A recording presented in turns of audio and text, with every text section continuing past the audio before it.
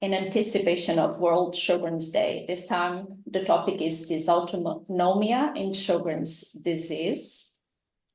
My name is Ana Vieira. I'm Sjogren Europe Vice President, and I will be your moderator today.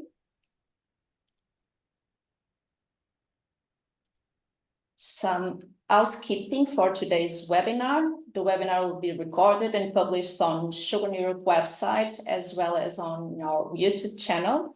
So there's the possibility of automated translated subtitles. If you look at the below bar of your screens, you will find different languages in which you can choose your native language for automatic subtitles translation. For questions during the webinar, please use the Q&A box or the chat. This webinar is organized with the help of an unrestricted grant from Novartis. And so I'm now pleased to present our speaker today. Dr. Brent Goodman is on the other side of the Atlantic right now in the US.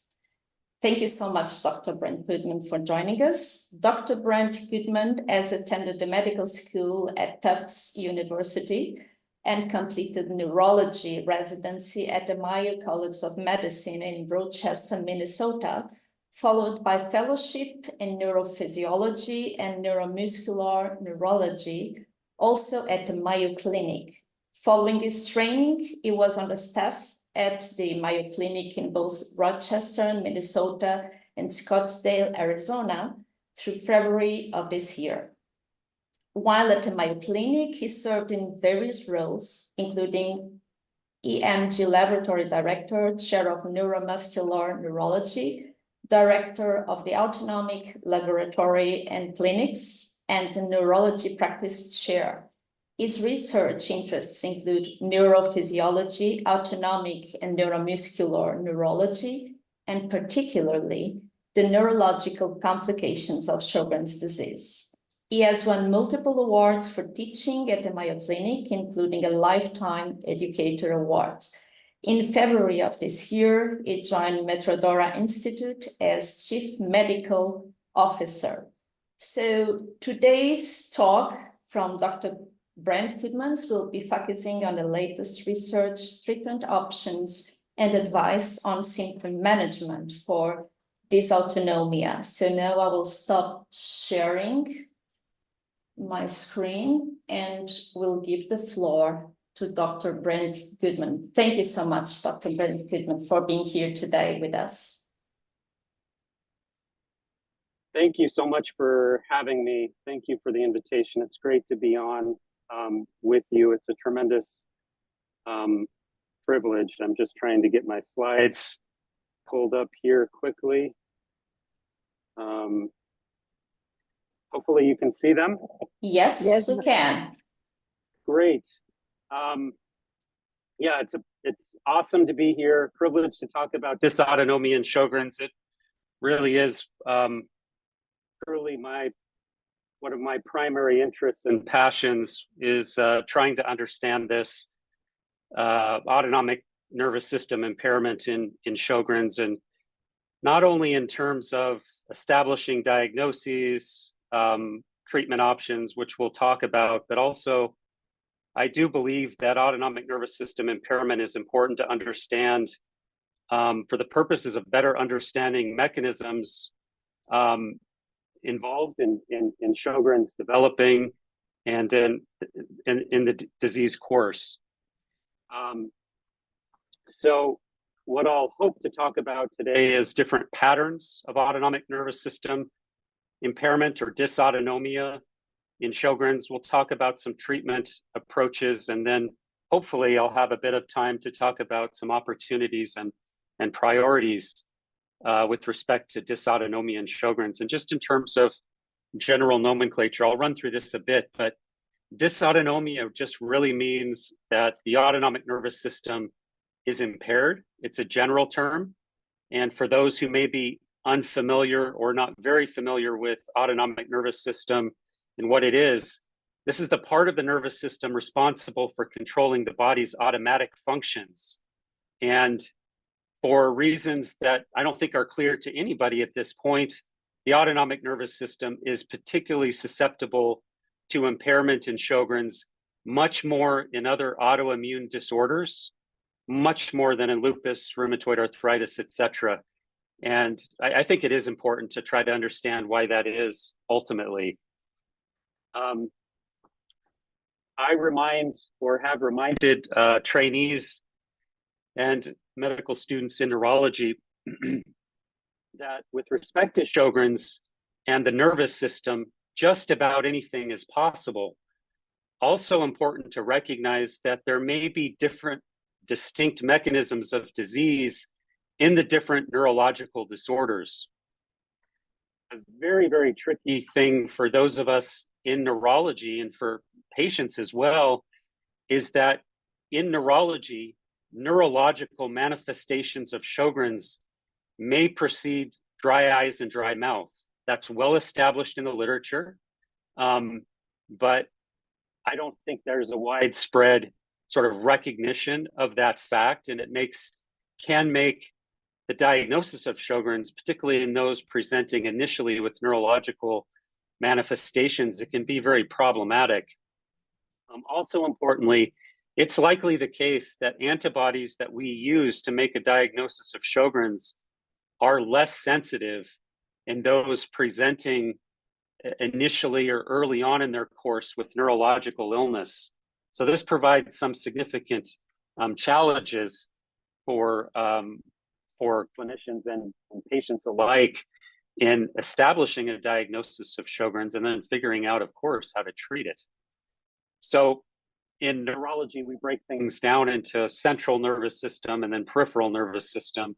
And as I mentioned earlier, just about anything is possible with Sjogren's. Sjogren's can affect the brain, the spinal cord, and it has a particular predilection for affecting the peripheral nervous system. So it can affect nerve roots, it can affect peripheral nerves, it can even affect muscles. And today we'll be focusing on how it affects the autonomic nervous system, and this is primarily through or by affecting the autonomic nerves. So just briefly, central nervous system complications in Sjogren's.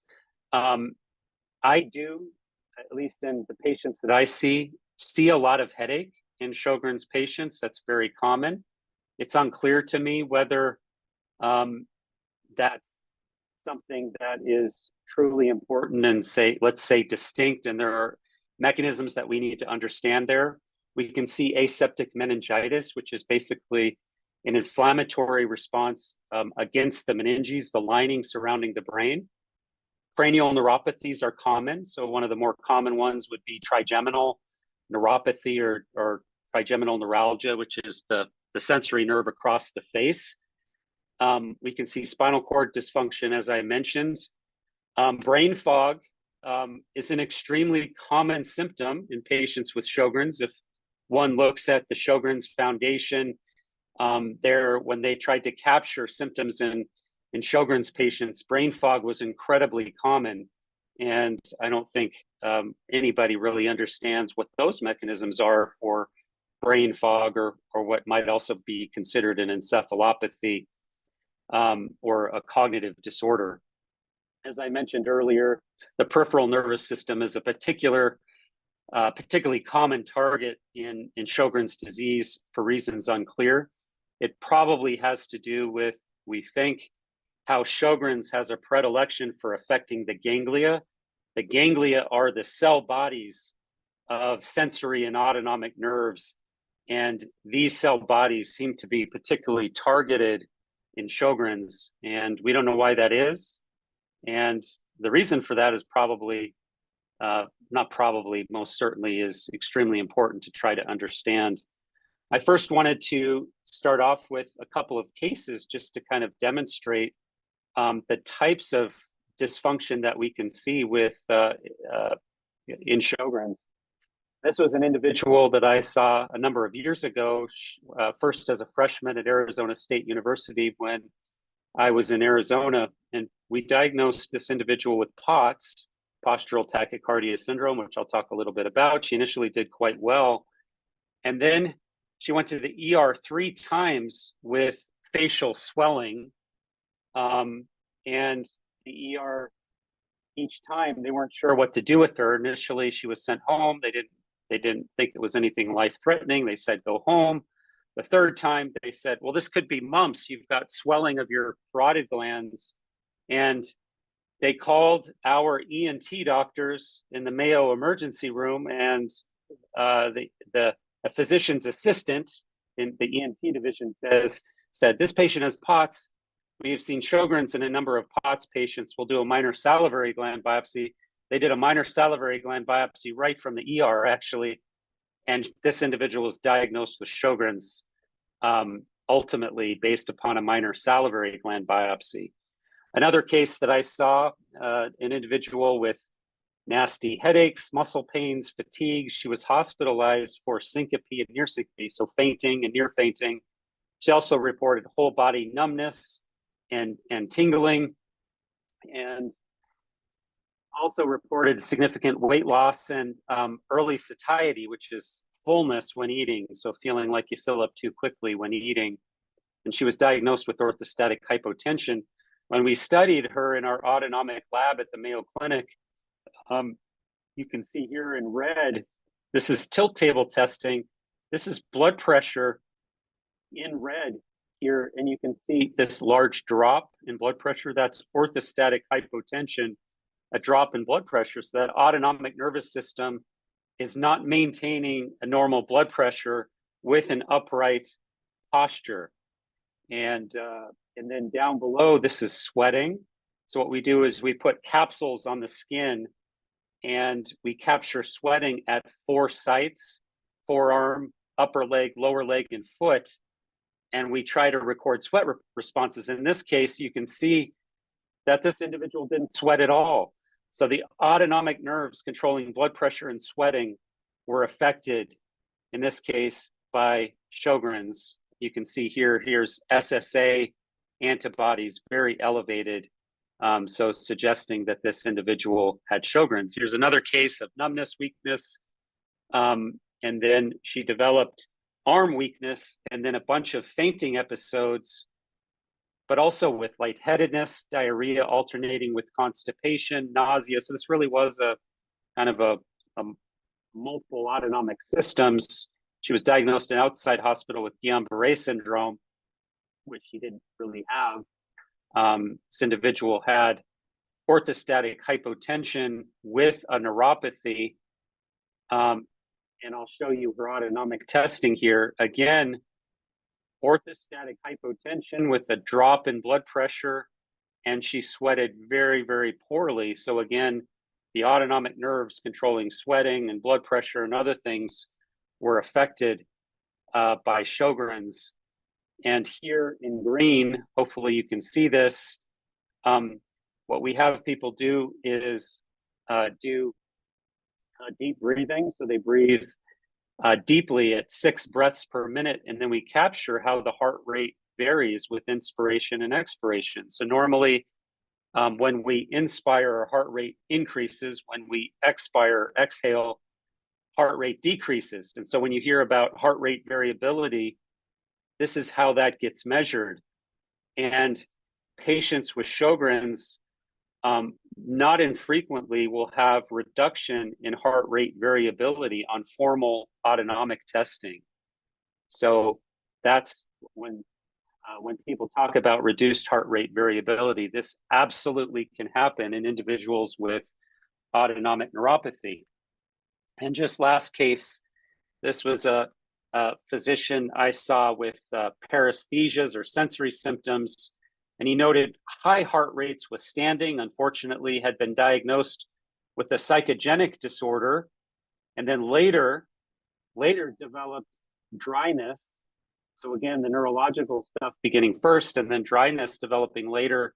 And here's his autonomic testing showing an actual increase in both heart rate and blood pressure during tilt table testing. So heart rate's in green, so that goes up way more than it should.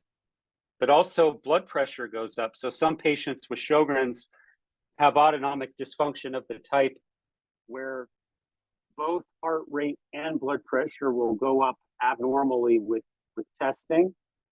When this happens, we call this a hyperadrenergic form of autonomic impairment.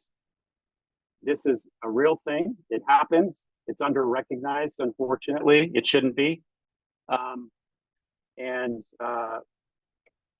This individual ultimately underwent a minor salivary gland biopsy and was diagnosed with Sjogren's. So I've shown some different features of autonomic impairment in different forms, and we'll kind of walk through what some of these things mean. But autonomic impairment in Sjogren's, it can have many faces. So it can be a drop in blood pressure or orthostatic hypotension. As I just demonstrated, blood pressure can actually go up when a person stands up or gets tilted up on a tilt table. We can see an abnormal increase in heart rate during tilt table testing. So many patients with Sjogren's actually may have gotten diagnosed with inappropriate sinus tachycardia or SVT or just palpitations, when in fact it may be dysautonomia that is actually the cause of that condition, and it's just not recognized by the medical community. I think this happens way more than has been recognized. Patients with Sjogren's can have thermoregulatory impairment, so difficulties regulating body temperature. GI impairment in Sjogren's is very common, can be esophageal dysmotility, gastric dysmotility, and intestinal dysmotility. Genitourinary impairment, sexual dysfunction can occur. And then the other thing that I think is that I've seen in a fair number of patients with dysautonomia is what I've been calling a respiratory dysrhythmia.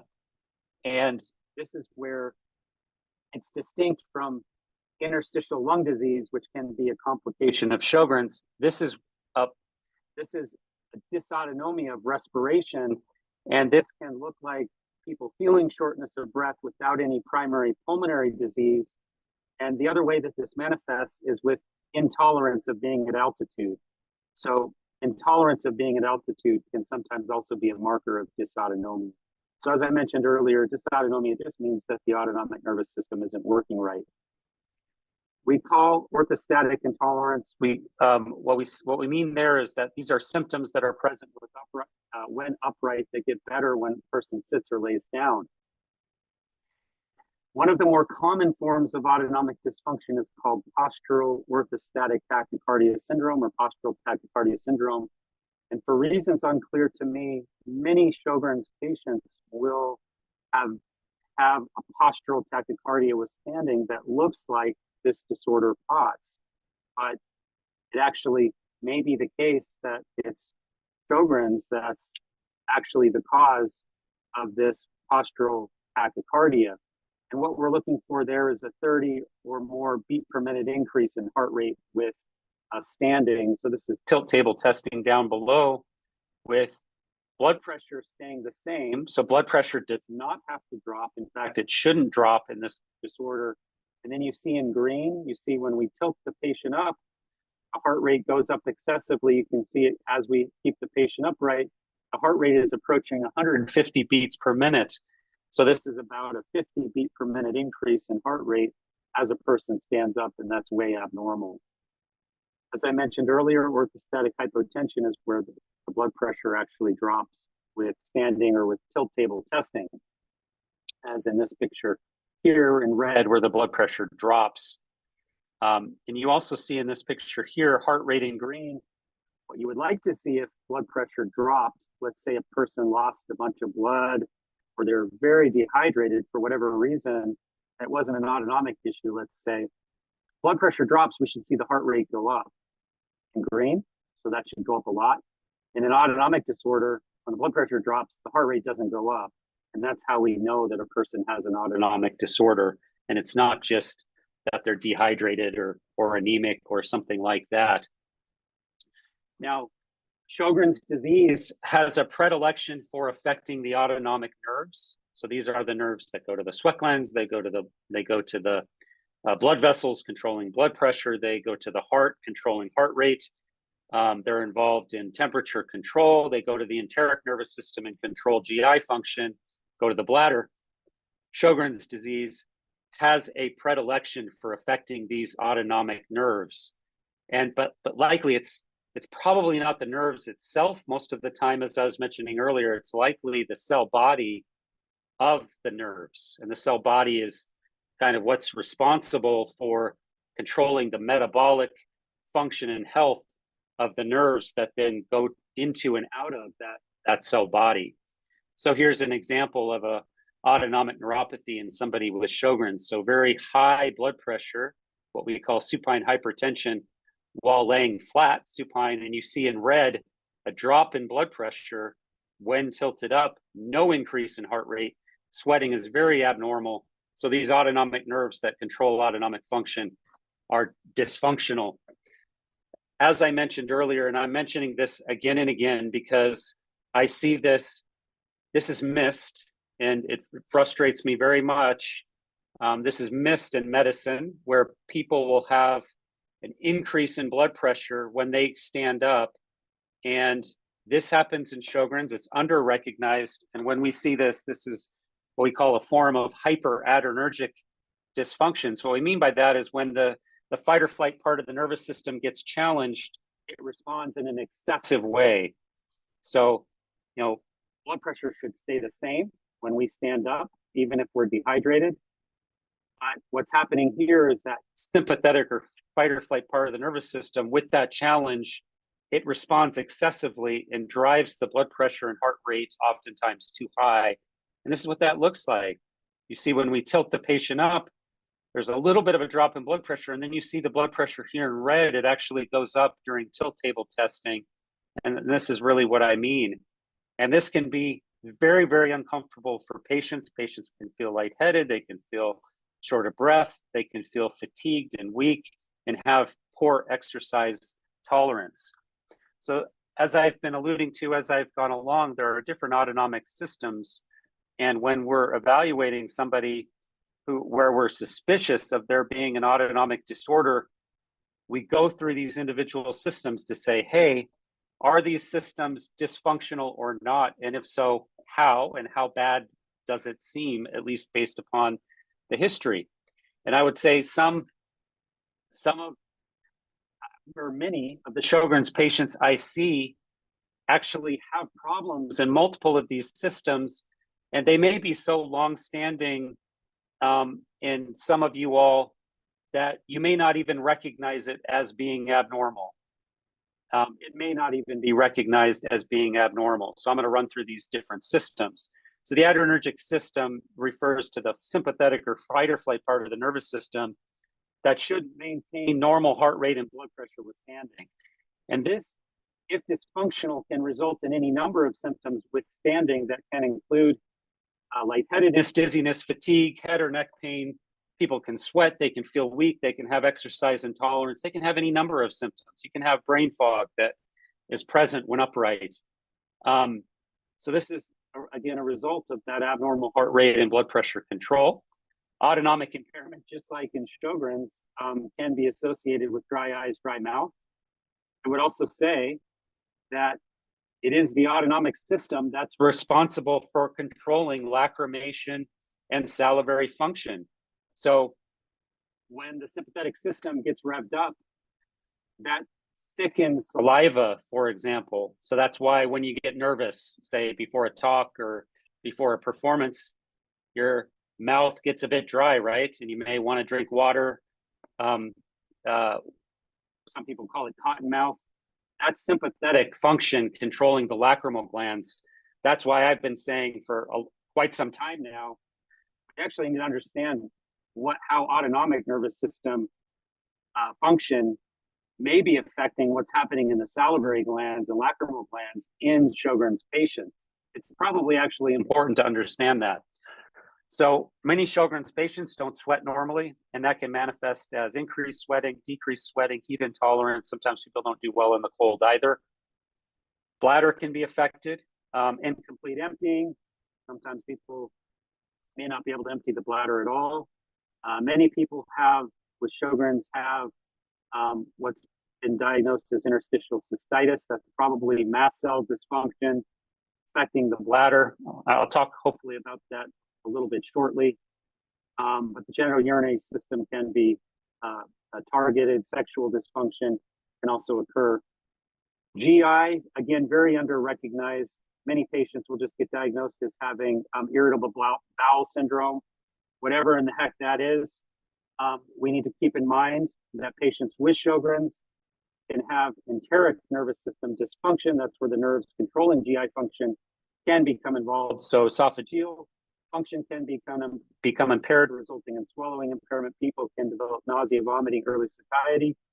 That can result from stomach not emptying normally. People can get abdominal pain, distension, cramping, diarrhea. The intestines may not move through food and drink through normally, and that's called intestinal dysmotility. So the GI system can become affected.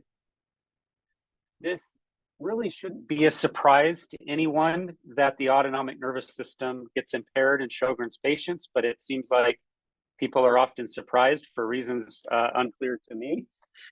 This is in the rheumatology literature. This cohort suggested that reduced heart rate variability, as I was alluding to earlier, is common in patients with Sjogren's. And yeah, it's that cardiovagal impairment that is so common in Sjogren's patients that can be seen. Very frequently, this wasn't patients necessarily identified as having autonomic dysfunction. This was just a random group of Sjogren's patients. High prevalence of autonomic impairment on review of systems. Another cohort had impairment in both heart rate and blood pressure variability and relative to controls. A large multi-center study showed that patients with Sjogren's had high COMPASS scores. So COMPASS is our autonomic questionnaire, how we quantify autonomic disease burden, and patients with Sjogren's disease score high on the COMPASS, and it's not just due to dry eyes and dry mouth. This was a large cohort of over 1,000 patients with Sjogren's, and again showing that the peripheral nervous system very commonly is targeted in Sjogren's patients, with autonomic neuropathy being a common thing that's seen. Here's again another cohort showing autonomic impairment. So it sometimes can be difficult identifying autonomic symptoms in patients, and some of the reason again may be that patients may not necessarily recognize that a given symptom is abnormal. They may have had something for so long, or a given symptom may have been attributed to some other problem. But autonomic dysfunction is frequently identified on autonomic testing, which is really the point of this slide. One of my favorite articles on Sjogren's and nervous system impairment is this article out of Japan.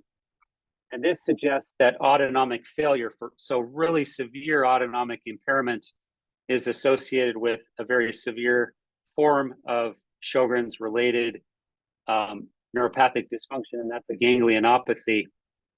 And again, this is where the ganglia, the cell body for the nerves, are targeted, and orthostatic hypotension, or that drop in blood pressure, is common with that form of autonomic dysfunction.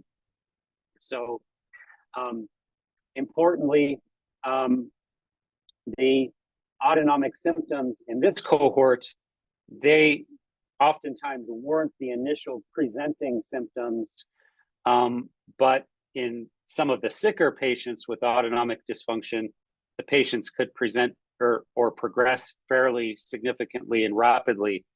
So again, it just comes back to this is very heterogeneous, and autonomic signs and symptoms may range from being fairly mild or even subclinical, picked up on autonomic testing, to being quite severe.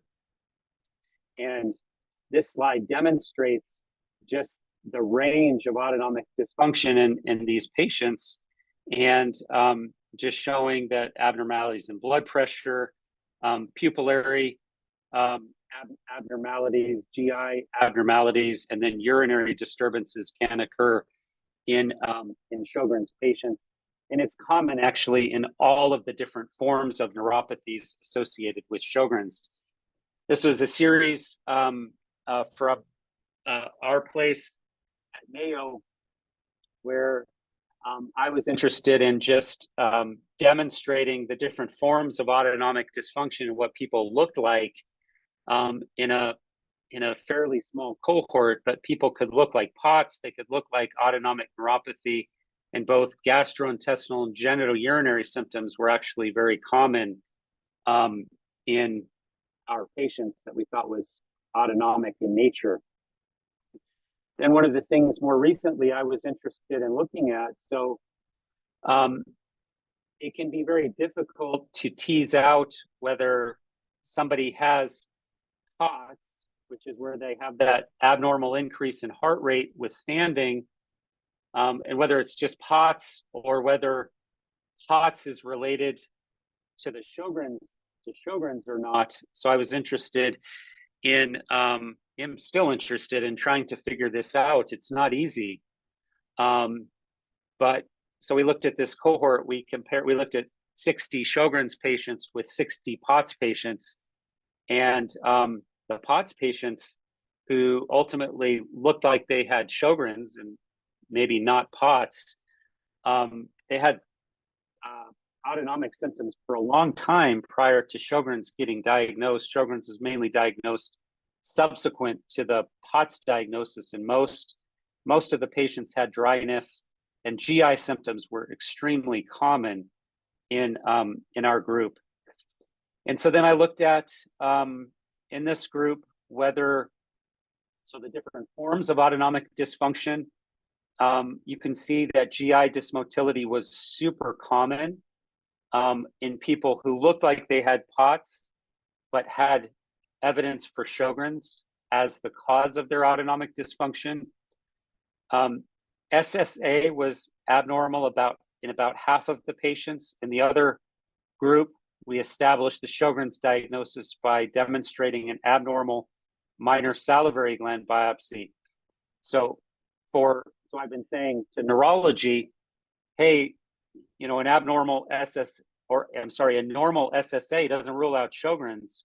If we're suspicious of Sjogren's, we have to then go on and do that minor salivary gland biopsy to look for evidence of Sjogren's, because it can be very hard to sort these things out. So, and then there were different forms of POTS. Neuropathic means the Sjogren's is affecting the nerves that control autonomic function. And then hyperadrenergic is where the blood pressure and the heart rate both go up during when we have the patient stand up or get tilted up. So my approach, so we've established that somebody has Sjogren's, and let's say they have, actually doesn't really matter for me whether the type of nervous system impairment. This is how I think about it. I want to know what systems are involved. So is this a neuropathy? If so, is it a large fiber neuropathy? Is it a small fiber neuropathy? How bad is the neuropathy? Is the autonomic nervous system involved? How bad is it? What parts of the autonomic nervous system are involved? Is the GI system involved? Is it just a heart rate and blood pressure control issue? Is there significant sweating issues? And we really want to take an inventory of that so that we know how aggressive to be in terms of treatment. And because the bottom line is that if this is an autonomic neuropathy related to Sjogren's, this is treatable. If this is an autonomic neuropathy due to Sjogren's, this is treatable. So, these are important questions. So then the next thing I'll try to do is try to stabilize the autonomic nervous system through whatever means that patients and I agree on. So that may mean symptomatic measures to try to get blood pressure more stable. And that may mean initiating immunotherapy to try to get Sjogren's more stable by treating Sjogren's directly. And, these are not easy decisions to make. Obviously, at this point, we do not have any FDA-approved treatment for Sjogren's. That'll hopefully change soon. Fingers crossed, as we have multiple clinical or agents in clinical trials. But in terms of treatment, so for individuals who have symptoms when upright that get better or go away when a person sits or lays down, we use symptomatically lifestyle measures and then medications to try to get blood pressure and heart rate more stable. The lifestyle measures may include, we may ask patients to elevate the head of the bed 4 to 6 inches. And this can, while sleeping, excuse me, and this can stabilize heart rate and blood pressure during sleep, which for some people is very important. Some patients who have autonomic dysfunction of this type can have a lot of autonomic instability at night, and that can include kind of racing heart, feeling very sweaty, waking up feeling anxious, having to urinate frequently at night. Those would all be kind of red flags that the autonomic nervous system is unhappy at night. And so we'll elevate the head of the bed up 4 to 6 inches on bricks or blocks or risers. We may recommend compression stockings to the legs, abdominal binder, and that's to keep or try to mitigate blood from pooling in the legs and abdominal region. We may then ask patients to liberalize their salt and fluids. So we ask them to get in 90 ounces of fluids a day. And for those who have drops in blood pressure or high heart rates, we'll ask for them to also liberalize their salt intake. So oftentimes we'll shoot for 5 grams of sodium a day. We'll ask them to engage in physical counter maneuvers. So if you're standing, let's say, at a store or waiting in line at the airport and you're standing in place, what happens there is gravity pushes blood down into the legs and abdomen, and the autonomic nerves don't do a good job getting that blood back up to the right side of the heart, and that's why you get lightheaded, dizzy. So if you clamp down on your muscles, kind of try to isometrically contract your muscles, that can get that blood pushed back up to the right side of the heart. And then we try to stabilize the autonomic nervous system by asking patients to exercise and challenge the system and try to avoid deconditioning, which can exacerbate autonomic dysfunction. I've mentioned salt and fluids. That expands blood volume, makes blood pressure more stable. We sometimes use fludrocortisone, Florinef, to stabilize blood pressure. Sometimes as temporizing measures, we'll use IV normal saline to try to bolster up blood volume and get blood pressures more stable. For individuals who have drops in blood pressure or where the blood pressure is kind of on the low side or very unstable, we will use midodrine or droxidopa. These are medications that squeeze down on blood vessels and get blood pressure more stable. And ideally, from a symptomatic standpoint, will improve things. For individuals who have a high heart rate with standing or where the blood pressure actually goes up with standing, we use medications to try to control that, and that can include beta blockers like metoprolol, propranolol. We may use clonidine or guanfacine. These are medications that work on the alpha receptors on blood vessels and lower blood pressure and sympathetic tone. So these are some of the different symptomatic pharmacologic approaches that we use.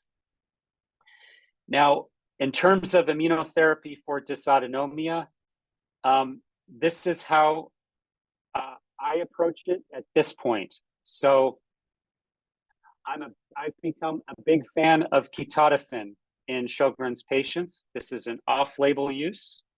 Ketotifen is an antihistamine.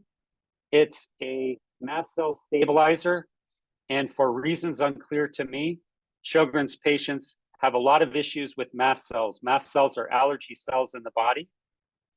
And there's a connection between autonomic dysfunction, mast cells, and Sjogren's disease that has been yet to be widely recognized, studied, and it's important. And ketotifen can be very helpful in Sjogren's patients, actually, whether somebody has dysautonomia or not.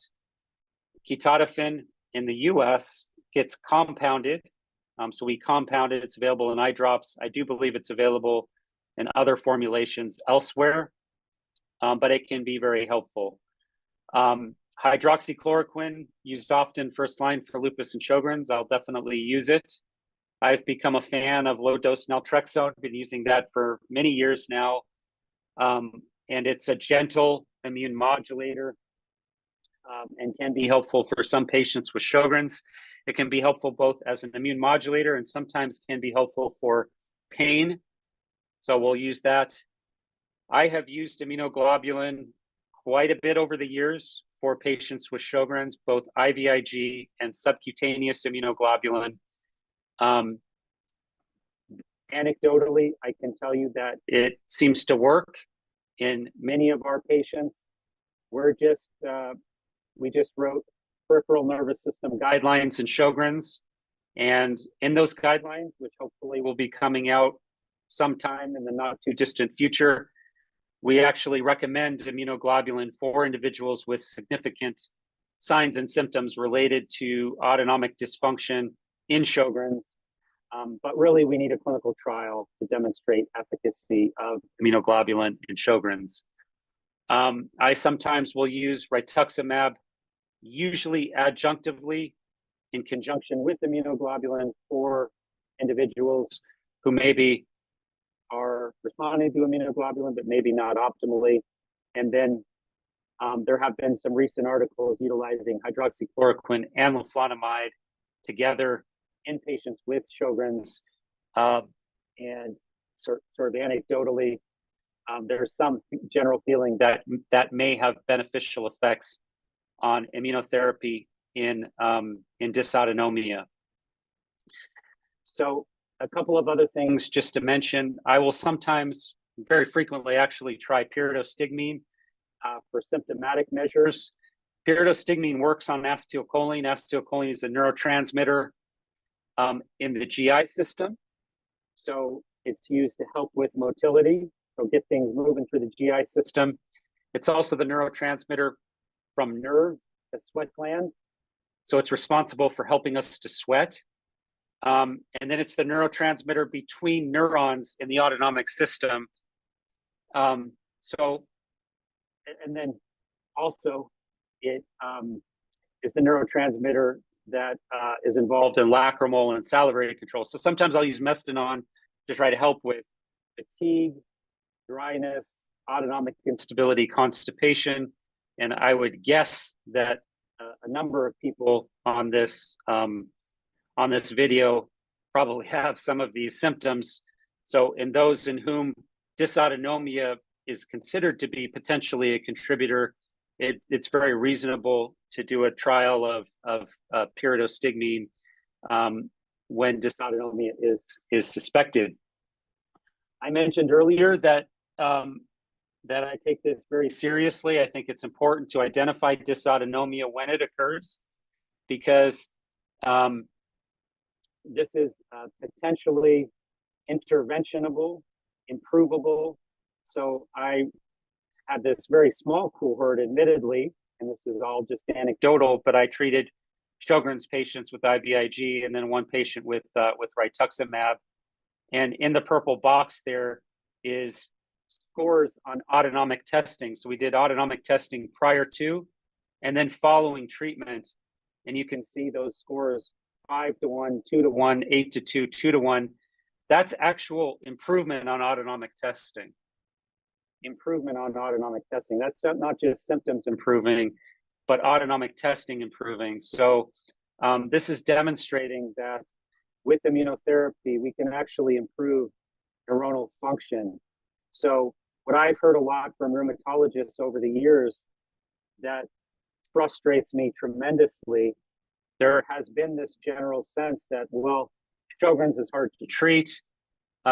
We don't treat it, et cetera, et cetera. Well, I think what a lot of this is a therapeutic nihilism.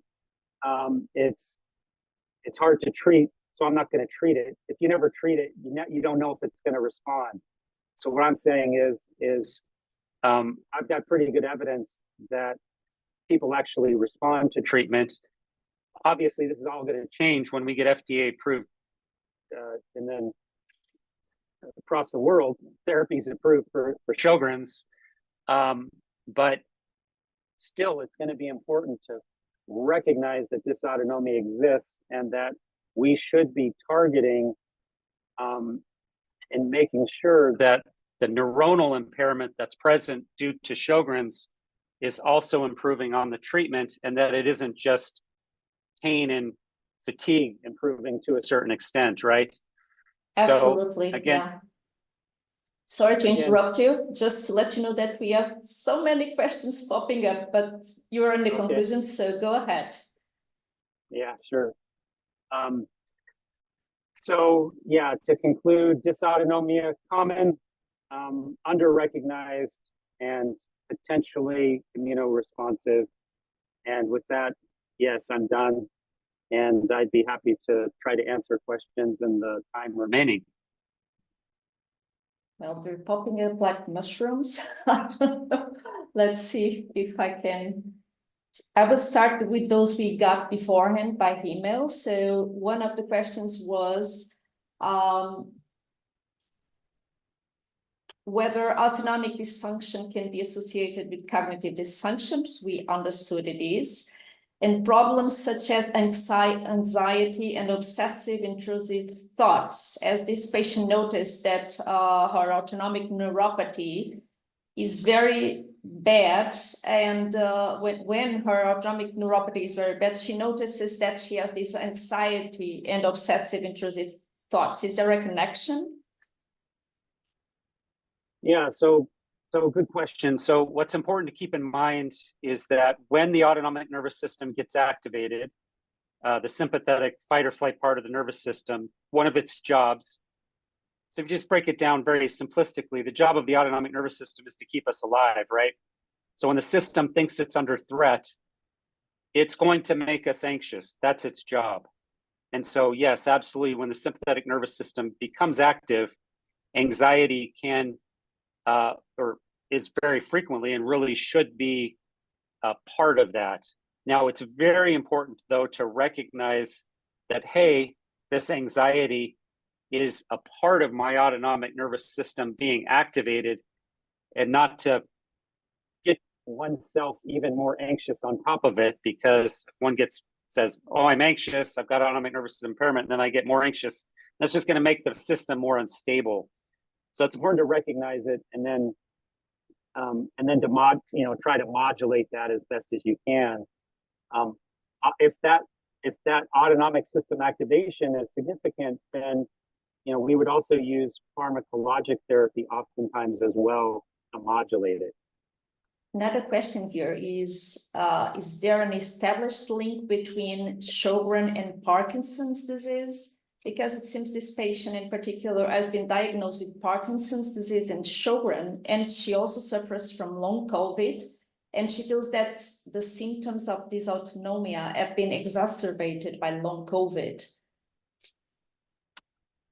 Yeah, it's a complex situation.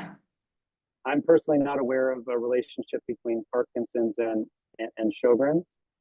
With respect to long COVID, or COVID in and of itself, we have seen Sjogren's begin following COVID. Definitely have seen that, and definitely have seen dysautonomia that's Sjogren's related be exacerbated by COVID, and then stay exacerbated by COVID, unfortunately. Okay, I will move to the questions in the Q&A. So, hypocapnic low-end tidal CO2 cerebral hypoperfusion as biomarker in orthostatic hypotension and POTS. I'm not sure I understand this question. Orthostatic increases in ventilation leads to vessel constriction in brain, which leads to decreased cerebral perfusion. This is a question. Yes. I'm not sure I understand it, but. So yeah, one of the concerns, and it's been under-recognized in dysautonomia patients because generally speaking, people have been focused on heart rate and blood pressure. One of the concerns is that something called hypocapnia may develop. So that's where people are have a respiratory pattern when upright, where CO2 levels are being lowered typically as a result of breathing too fast or too deeply when upright. That drives down CO2. When CO2 drops, then there's less blood flow to the brain. Blood vessels to the brain vasoconstrict, and there's less blood flow to the brain. So that's a well-recognized phenomena, but it hasn't been well characterized, well recognized as something that occurs in dysautonomia, in Sjogren's. As I mentioned earlier, one of the manifestations of this that's actually not all that uncommon in the dysautonomia patients that I see with Sjogren's, and it wouldn't surprise me, there are multiple people on this video with this, is that people with Sjogren's will have altitude intolerance. And this is one of the mechanisms for that, I believe. Thank you. Another question is, trouble falling asleep and staying asleep. Besides practicing good sleep hygiene, aligning my circadian rhythm, etc., what else can I do to make it easier to fall asleep and stay asleep? Yeah, that's a tough one. If the issue is related to a revved up autonomic nervous system, meaning autonomic nervous system is overly active at night, and sometimes that can manifest as a high heart rate, feeling sweaty, having maybe some anxiety,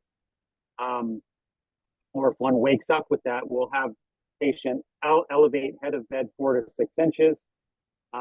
Sometimes we will utilize antihistamines, actually can sometimes settle these things down at night and be helpful for that.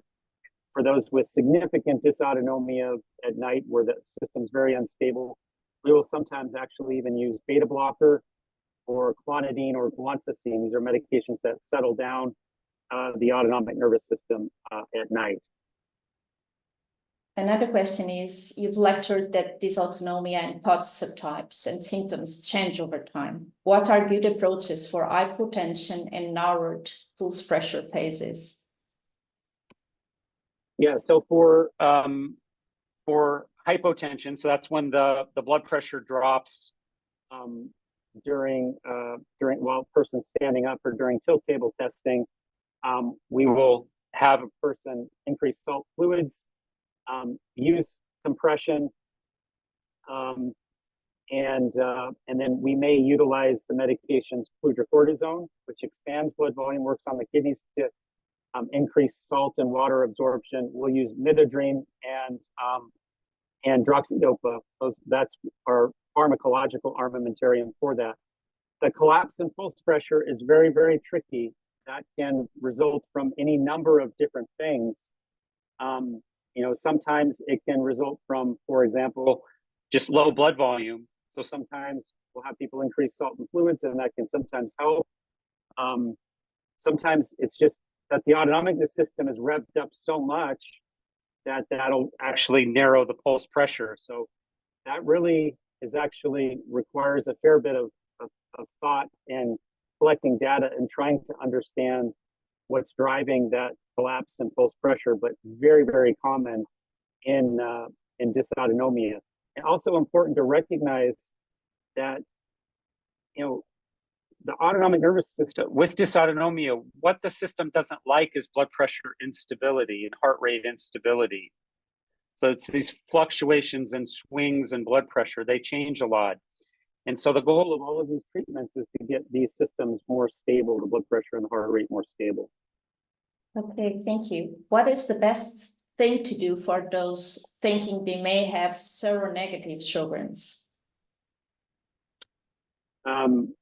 For seronegative Sjogren's at this point, the minor salivary gland biopsy, of course, would be the next step.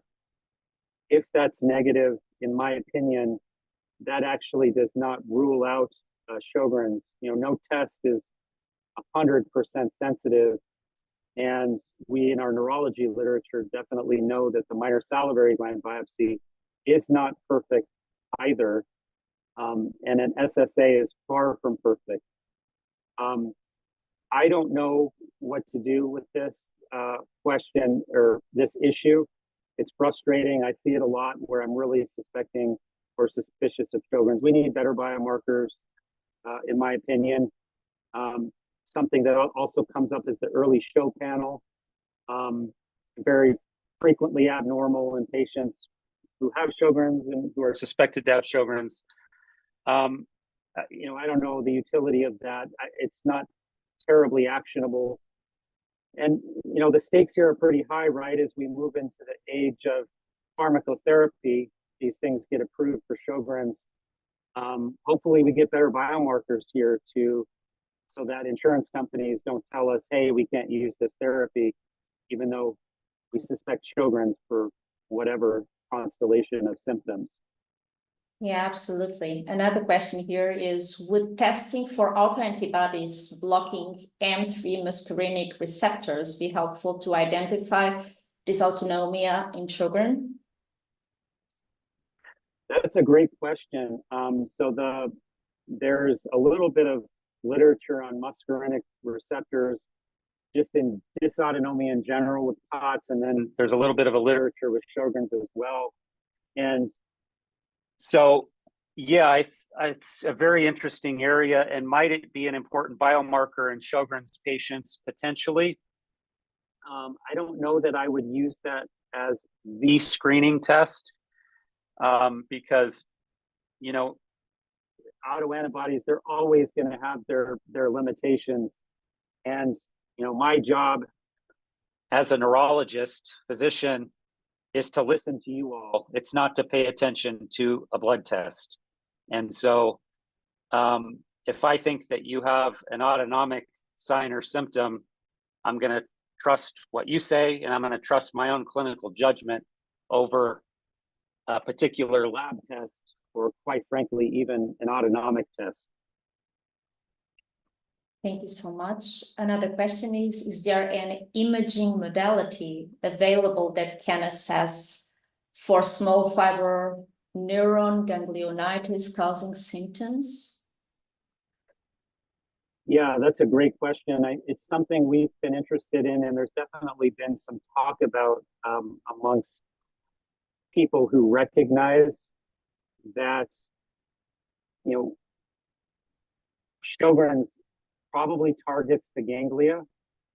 So again, this is the cell body for neurons. So one of the great frustrations is, let's say we have a neuropathy, we do a biopsy of a nerve, or we do a biopsy of the skin, we may not see a lot on that biopsy pathologically. All we may see is just a loss of neurons. We may not see lymphocytes or evidence of inflammation. And the reason is that that problem may be way upstream at the ganglia. And so that's why we don't really understand what is going on neurologically. It's assumed that a lot of what's happening neurologically is the same as what's happening in salivary glands, because those are easy to biopsy, right? Unfortunately, we can't biopsy ganglia. That would be hard, and it would cause permanent dysfunction. So the question is a good one. Can we, through imaging, identify signal change, abnormalities on MRI or some other form of imaging to see inflammation? And I suspect that there could be opportunities for doing that and for really identifying signal change within those ganglia. But, one needs really, really high-powered MRI in order to do that, I suspect. But even then, we still need to know what's happening mechanistically, pathologically on the neurological side of things. I don't know that it's fair to just say, okay, well, this is what the salivary gland biopsy looks like. A bunch of lymphocytes, looks like a B cell process. Is that the same thing that's happening neurologically? Maybe, but that to me is a big question.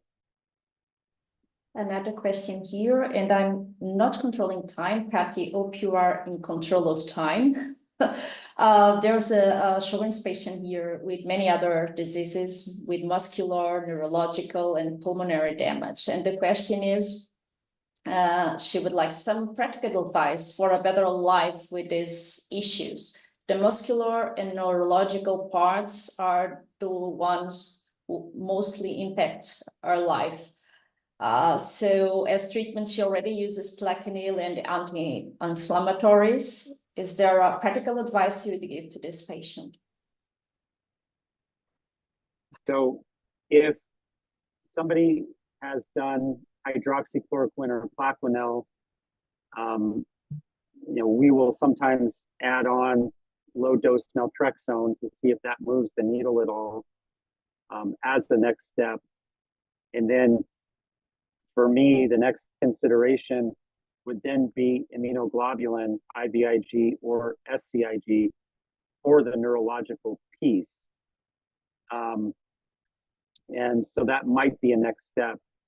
The issue there is that the clinical trials looking at immunoglobulin in Sjogren's have not been done, and it's expensive.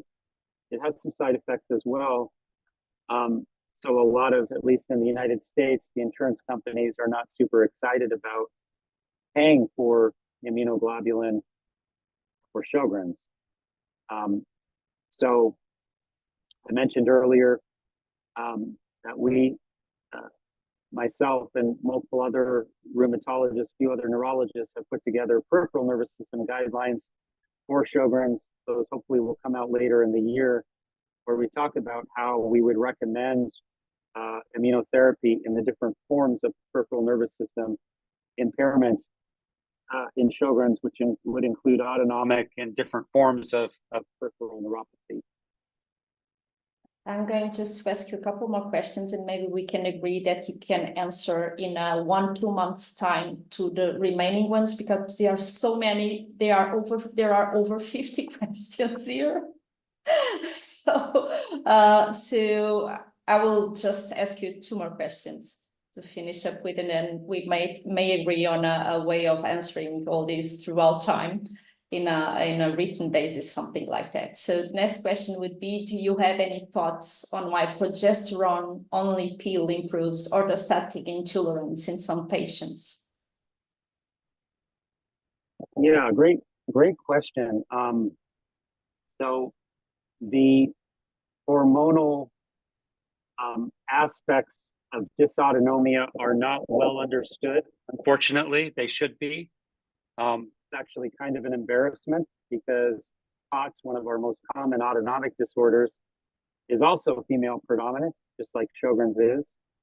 And it's probably also important to understand why Sjogren's has a predilection for affecting the autonomic system, and how do the hormones tie into that. What seems pretty clear to me, and I think others, but again, hasn't been well studied, is estrogen fluctuations have the capacity, or oftentimes result in autonomic instability. So many women around the time of their menstrual cycle will have tremendously more autonomic symptoms, just like you may have more headaches and other symptoms. Autonomic system is particularly problematic. The other thing that we see just practically in the clinic is perimenopause is a rough time for individuals with dysautonomia. So if somebody is going through perimenopause and has a history of orthostatic intolerance, dysautonomia, we can expect those symptoms to be way flared up. The other interesting piece to me has been the effects of testosterone. So our males with dysautonomia, who have an autonomic neuropathy, with or without Sjogren's, I will check testosterone levels, and if low, I'll definitely supplement testosterone or recommend it, because just anecdotally, that may also be helpful. Whether that would be the case in females also who are low in testosterone, that'd be a very individualized decision. But these are really things that we need to understand, important to understand in dysautonomia in general, but also with respect to Sjogren's. Thank you. So one last question. Do you have any advice for severe Sjogren's dysautonomia patients in countries with very little care for it, whose doctors are unwilling to take their disease seriously or refuse them ongoing treatment? This is a complex one. Yeah, that's it's a tough one. I would say, first of all, I'm not sure it's any better in the United States for our patients with Sjogren's. I think recognition of these complications of Sjogren's has been very poor, and there's been certainly a tremendous amount of this therapeutic nihilism, what I would call it, this reluctance to treat. How to move forward, I really don't know. I think things like this are a tremendous start. And I think it's important for patients to strongly advocate for themselves. Thank you to your organization for helping with advocacy. It's just so very important. I think, in the United States, the Sjogren's Foundation has been so very critical in sort of kind of elevating some of these issues, whether it's the pulmonary involvement with Sjogren's, whether it's the nervous system involvement, the autonomic piece, and your organizations are just absolutely so critical. So thank you for doing that. But yeah, it's a really tough problem, and I really have a lot of empathy for people struggling with this. For me, it's, as you may be able to tell, it's been a tremendous source of frustration. Thank you so much for your clarifications, for your answers, for this very comprehensive and detailed presentation. And I'm a firm believer that your presentation today will change the landscape in Europe in what comes to dysautonomia in Sjogren's, because now patients who are following us live and who will later watch the recorded webinar have now a validated source of information to spread not only within their national associations, but to bring it to their doctors and researchers and show them that these symptoms are real and the real problem for patients. We have many questions in the chat yet and in the Q&A. So we will later agree on a way of answering them and feedbacking to these patients. But we will get back to you on this because it's really a massive number of questions. Thank you for your time. Thank you, everyone in the audience. We're here for you. So we'll get back to you, and you know how to contact us. Just reach out to our website and you will find our contacts there. Dr. Brandt, thank you again so much. We will be forever grateful for having you here today, sharing your knowledge and insight and giving us hope for the future when it comes to dysautonomia symptoms in children. Thank you so much. Thank you. Thank you, Kathy. I don't know if you want to say some words. We can't hear you, Kathy. You're muted.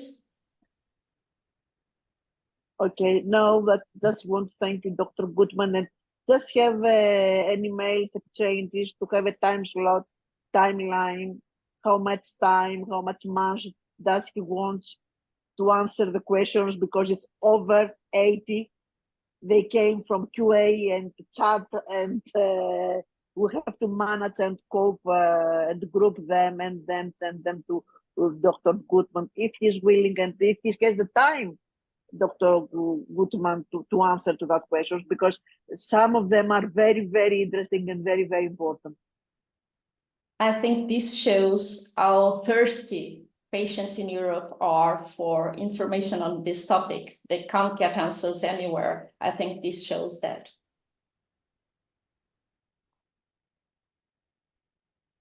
Okay. Thank you, I everyone. think that Dr. Gutman is agree with us, so agree with us. So thank you very much again, and we will keep in touch.